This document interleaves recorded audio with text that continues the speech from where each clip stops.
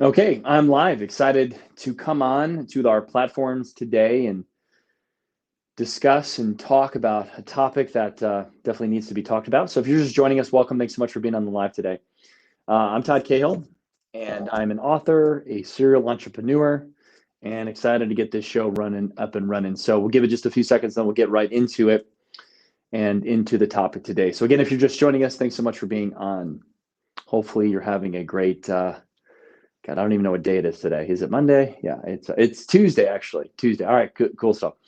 So thanks so much for all that's joining and all that will be joining soon. And then if you're on the replay, definitely let me know that you watched the replay.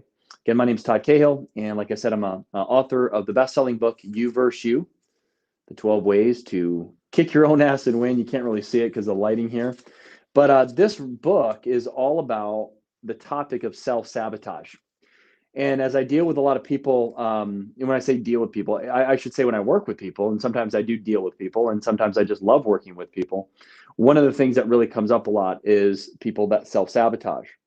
So, what did I wanted to share with you? I don't want to keep this long or anything, but how many of you would agree that you right now are dealing with self sabotage issues? So, if you're dealing with a self sabotage issue, just hashtag me, just put hashtag me. And that's okay because we're all dealing with it in certain levels as far as how we self sabotage ourselves. But I appreciate that.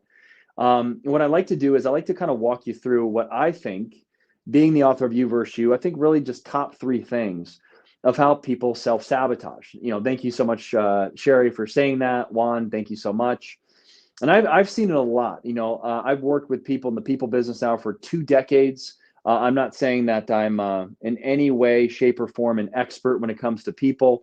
I'm still working with people. I'm still learning about people. I'm still learning about myself. I mean, I'm only 40, so it's like I still got a long ways to go. But what I found is there's three things that really hurt us all. So when I talk, I want to also express that I'm also there with you. I'm not an expert in the field every day that I have my own struggles, but I do want to come on live and really give just add. I want to add value. I don't want to come on and preach. I just want to add value because I know a lot of you guys are struggling with certain things like this. So I'm just going to start with the first thing I put is low level thinking, and we could put negative thinking and really mindset. And again, I don't want to sound corny or some personal development guru, but let's just get to the basic stuff. If you are a low vibrational person, so what does a low vibrational person mean? That means it's like when you're a kid, let's say you're always complaining, I don't want to go. Oh, I don't want to go to a family vacation, or I don't want to go, the grocery store. Mommy, why do I got, we obviously been around kids. Maybe your kids are sometimes like this. Maybe you were like that as a kid. And like everyone's like, oh my gosh, would you just be quiet? Right. But as an adult, that doesn't stop sometimes. We're still kind of whiny adults sometimes. And when you're whiny and when you're very negative and when you're just like, nothing good happens to me, you're speaking this into existence. And I'm not trying to be, again, like I said, some crazy guru and all this stuff. I'm just being logical here. So obviously, if you're speaking negative things in your life, it's going to be a reality. So if I'm always saying I'm always sick, or I'm afraid I'm always going to get sick, or if I'm a hypochondriac and I'm always afraid and you're going to get sick.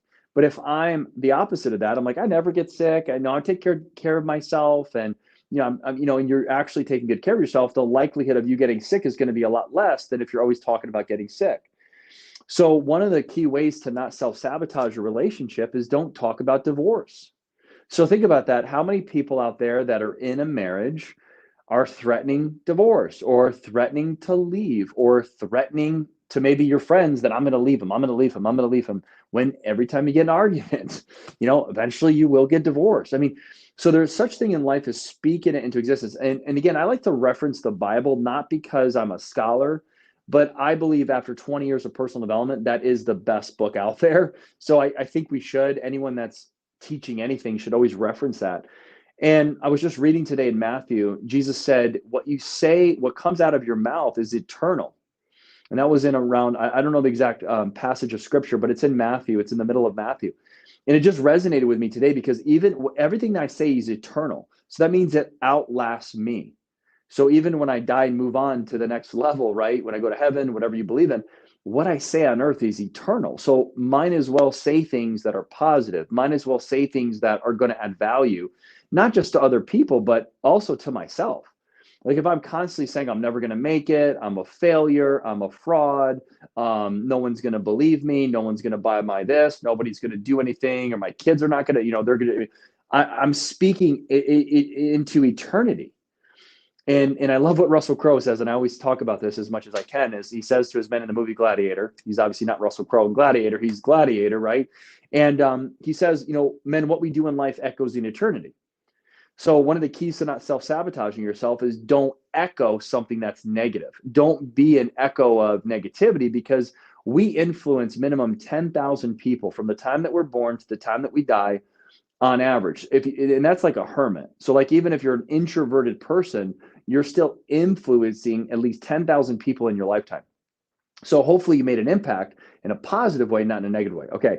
So the key to that self-sabotage is start speaking life into, like Toby Mac says, speak life. It's even a song, speak life. It's a great kind of message in that song, because if you speak life, not just to others, but to yourself, you're going to get a life. If you speak negativity, you're going to get death. Okay. Like not a good life. So number two is something that we all are guilty of, and that's comparison. How many of you here, again, hashtag me if you are definitely in agreement with this, and I think it's a natural thing to do as a human being, is we tend to compare ourselves to other people. We tend to compare ourselves to other people's success. We also compare to other people's failure, and I don't think we talk about this enough. Like, for instance, how many of you have been at a grocery store and you're dealing with your own garbage in your life, whether it's a divorce, whether it's a failure, and you go look at People Magazine or Us Weekly, the newest gossip of celebrities, and you're just like, yes, my life isn't as bad as theirs. I mean, let's be honest. We're guilty of comparing ourselves even to other people's crappy life or their bad circumstances. And that's not a way to live. And again, that's not what the Bible says. We have to be, even our enemies, we have to love our enemies. Okay. We have to love people like we love ourselves and love our God. We have to love people, right? So I think the best thing that we can do is be really honorable with this and be very happy for people. Now, I don't know what you have to deal with as far as therapy is concerned if you have this issue, but there's something inside of all of us that really get jealous. And I think jealousy can have its part in our life because God says he's a jealous God. So we actually are created by God. So that's where jealousy comes from. I think there's a good jealousy and I think there's a bad jealousy. For instance, I'll just give you an example. I think sometimes you should be jealous of your spouse if they're always going and doing stuff and be like, hey, where are you? How come I'm not invited? I mean, what's going on? That's not bad. If you're married to somebody and they're always partying and you're not invited, or they're always going out with their friends, you should get jealous of that. That's a good thing because it shows you care. Because if you're like, just go have fun with your friends every night of the week, they're actually probably going to get mad at you because you're not jealous. So in attraction, that's okay for the man to be jealous of the woman, to be like, hey, where are you going? Like, I want to be a part of this. I love you. I miss you. Come home. But the bad jealousy is really looking at Facebook, looking at Instagram, looking at people that maybe you don't know, and you get mad. You're like, man, they're so successful. They probably, and then you get like very like filled with contempt, like, oh, that Lamborghini is probably not even theirs. And maybe it's not, but who cares? All they do is show off their house. All they do is show off their damn baby. Maybe you can't have a baby. So you get jealous that someone else can have a baby. So you just have to be happy for people, because that carries that heart is getting hardened. So when your heart, we call it heart walls. And what I do when I coach people within what we do, and I'm not the expert of removing heart walls because I've had mine removed myself from an energy heal. I know that sounds kind of weird sometimes, but what that means is we have heart walls. So if you kind of picture your heart, it's this precious thing, but it's surrounded by a bunch of cement that's like protecting your heart. So maybe you hurt in a relationship and maybe you're broadcasting a message now of abuse me, or cheat on me, or betray me because you were betrayed. Or going back to the first thing of self-sabotage, maybe you haven't been betrayed, but you saw your parents or one of your parents was betrayed by your father or your mother, and you think that's going to happen subconsciously to you, because why wouldn't anyone betray eventually? So you have a broadcast message of a subconscious message that you're putting out there that's like a vibrational message. And again, I'm not trying to get too weird on you or too science on you, whatever, but it's true. We are energy. There's no question that we're energy. So the energy that we're putting out there to the universe, is either going to attract things that we want in our life, or it's going to attract things that we don't want. But if we don't want it, we're still attracting it. I know it sounds weird, but like if you're negative, you're going to attract more negative. So again, if you're around a bunch of multimillionaires, they're starting nonprofits, they're giving back, they're really good people, and then you're added to the group and all you do is complain about all your financial woes, they're not going to want you around them anymore. It's that simple. Okay, so you attract, like attracts like. So you only attract who you are, not who you want to be. And the moment you figure this out is the moment that you're going to start to understand what has self-sabotaged you and what has held you back from becoming greatly successful. And I think another kind of key point to not self-sabotaging is not defining your success. So a lot of people don't even know what success looks like. We all want to be successful, but a lot of people can't define success. They don't know how to say success. Like, I don't. So if I asked you right now, if we were having a conversation and I said, what is success to you? Because even in my book, you versus your success is one of the main battles. So every person that's watching this, including myself, we have different definitions of success. And we have different wants, we have different needs, we have different things we want to manifest, and that's okay. But if we can't even define success, we're already self-sabotaging ourselves for future success. And that's relationships, finances, health, friends, social life, even mental health. So it takes time to pause and actually write down. This is my favorite thing in the world is a legal pad. I literally create life on legal pads. I create success on legal pads. I create lists on legal pads. I create financial prosperity on legal pads. That's just me. Maybe you are a journal person, or maybe you are a writer on a laptop, but you've got to write it somewhere. This is what I want to be successful at. And you've got to have a plan. And I'm giving you bonuses here because I only have 3, but I'm giving you more steps. But the other way to not self-sabotage is get off your ass. Get off your butt and do something. If you haven't worked out in a while, get to the freaking gym. Stop self-sabotage yourself. Well, my yoga pants don't fit me anymore. Well, don't wear yoga pants to the gym. Do whatever. You can't sit there and complain about something that you are actually in control of. Never complain of things that you're in control of. Does that make sense? I mean, I hear it all the time. I'm broke. Well, that's your fault.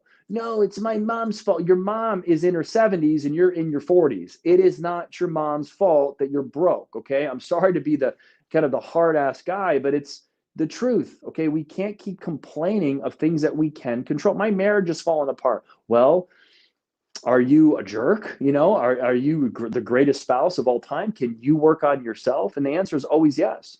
So again, we can't control another person. So if your marriage is in shambles, I got good news for you. Pies. I'm not saying go eat pies, but PIE stands for physical health. Get more attractive. Okay, go work out. That's huge. That's 25% of attraction is how you look.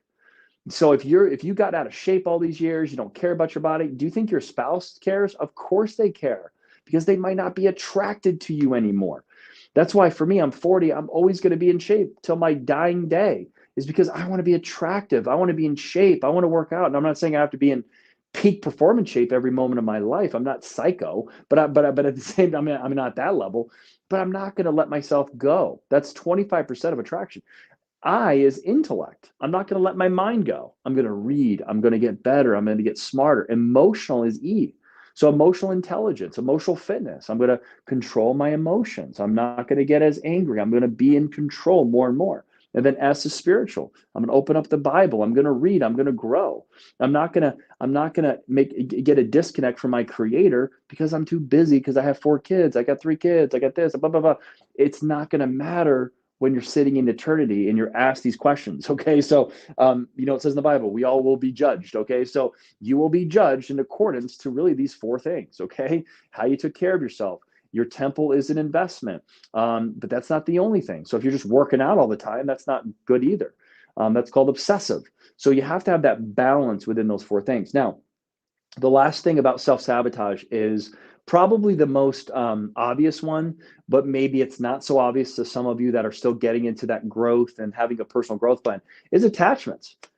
Getting attached to people, getting attached to your marriage, getting attached to, and I'm not saying you shouldn't. I think there's a time and a place to get attached to your spouse. I think it's very healthy to a certain extent, because that's you. I mean, I'm attached to my arm. Does that mean I want to be disattached to my arm? Of course. So having a spouse is kind of like you're attached literally, and to become one. But what I'm saying about relationships though is that jealousy comes in a bad way. It's like, where are you going? And what are you doing? And like, you just can't live without your spouse. So for instance, if your spouse goes for a weekend getaway with their friends, you're like so in a disarray. You're like, oh my God, no, I don't even know I don't even know how to cook. And a lot of people are like that because they're so attached to someone else. So what if that person passes away? God forbid, right? Knock on wood, but it's happened. You're so attached to somebody serving you or providing or whatever, even financially. And again, let's flip it to a woman. A woman is so like getting provided for that they have no money themselves. And I'm not saying that's a bad thing. Maybe you have kids, maybe you're a stay-at-home mom, you talk to your husband about it, and that's totally fine. But just understand that one day, maybe not today, but it's appropriate that you have your own money. It's appropriate that you have your own identity and that you're not attached to someone else's identity. Does that make sense? So we can't get attached to outcomes either.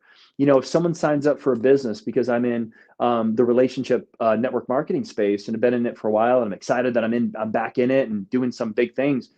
A lot of people are attached to an outcome the first month. They're like, if I don't hit this, I'm out. Well, what does Tony Robbins always say? People underestimate what they could do in a year, but they overestimate what they could do in a month. It's like no one's that successful doing anything in a month. I mean, it's only 30 days. It takes time. It's like, do you want crock pot leadership or do you want microwave leadership? Everyone that I've seen, I would say 80% are microwave people. That's why they're not successful. That's why they don't have money. That's why they don't have mutual funds. They don't have stocks. They don't have investments or passive income. Is because they haven't done something long enough to actually obtain the greatness of what happens when you're patient. I see a lot of microwave leaders, you know, popping up and then leaving. But what I do see also is crockpot leaders, which are really great. They're crockpotting. They're not just doing a little bit here, a little bit there. They're doing it well every day, but they're looking at their achievement as, did I grow today and am I better today than I was yesterday? And that's really where happiness comes in, is did you grow today? Did you do things today that got out of your comfort zone? Yes or no? If the answer is no, you didn't really grow today. So that therefore you didn't improve today. But if you did one thing out of your comfort zone, if you got 1% better today than you were yesterday, just think of 100 days from now, you're going to be 100% better than you were today. Okay, does that make sense? So again, look, at the end of the day, you know, we all struggle. And I'm the first to say, I struggle with all this. And I'm not saying anything that I'm blah, blah, blah. Okay. So I don't want you to think I'm some guru or some know-it-all and that I'm going to try to sell all of you on my 5-step program for $9.95 a day. Nothing like that. I do these lives to add value. And of course, I want you to walk away feeling better than you did before you watch this. And I do this now every single day, Monday, Tuesday, Wednesday, Thursday, and Friday. Friday's at 5 p.m. Central, and then these are 5:30 p.m. Central. There's a lot for me to say. I've been doing this for 20 years. I've worked for Dr. John Maxwell. Like I said, I'm the author of You Versus You. I've literally been to tens of thousands of hours of training. And now I just want to give back to each and every one of you, because I see this a lot. I see people that get all excited about something, whether it's a business, whether it's a relationship, and then they self-sabotage. And literally they're breaking up with people all the time. Then they go back into the dating pool, and then they get another guy or girl, and then 6 months later, and then they introduce them to mom and dad and grandma and grandpa, but they don't change themselves. And a lot of us are attached to another person, like this person's going to make me happy, and this person's going to make me happy. But no, you've got to make yourself happy. You've got to step up and this is what you've got to stop doing, and what I've got to stop doing, and then the right people are going to come into our life. So I'm going to talk more about this topic this week on self-sabotage, how to avoid it. There's so much to talk about. And I just feel like if you can get one thing out of today and apply it, then you're on your way. So again, I want to offer you one thing that's free, is if you do want to be a part of our free page, that we have a lot of information that I do not post on my regular pages. Totally cool. Just inbox me. We'll add you. I know we have Kimberly Hausman. She's personally working with me. She's our relational coordinator, and she'll reach out and just add you to the page. We just want to bring a lot of value in this community. And it has about 5,000 members right now. We're going to build up to 10,000 within the next month or two, but we just want to literally add value in that page for free. And that's the key, for free. So I just want to help you in any way that I can, because therapy ain't cheap, and sometimes we don't know where to turn. And Facebook it's free and accessible, and hopefully I can help you in any way. So again, thank you so much for watching, and thanks so much for your comments. And look forward to connecting with each and every one of you very soon. Until next time, we'll see you tomorrow.